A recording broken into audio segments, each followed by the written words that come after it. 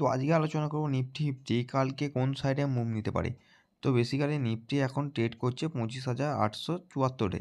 ঠিক আছে? যদি কালকে 25,936-কে ব্রেকআউট করে আমাদের হচ্ছে যে দুটো টার্গেট থাকবে 25,663 এবং 26,000 এবং তার উপরে যদি যায় 26,040।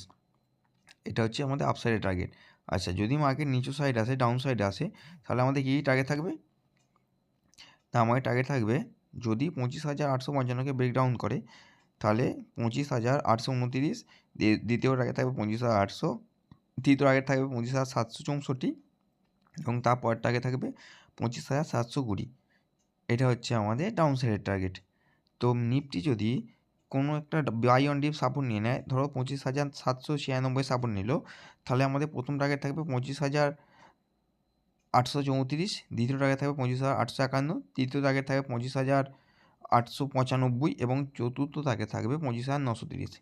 সাপোজ ধরো নিফটি 25,852-কে রিপিট করে সাপোর্ট নিল, তাহলে আমাদের তিনটে টার্গেট বেরিয়ে আসবে, 25,809, 25,931 কি 30 এবং তারপরে টার্গেট থাকবে 25,960 এবং তারপরে হায়ার আছে 26,000। তো আমাদের নিফটি প্রেডিকশান এইটা হচ্ছে যে বাই অন ডিপ এবং ডাউন সাইড টার্গেট এবং আপসাইড টার্গেট। তো আজকের জন্য এতটাই। ভিডিওটা ভালো লাগলে সবার সঙ্গে শেয়ার করে দিও।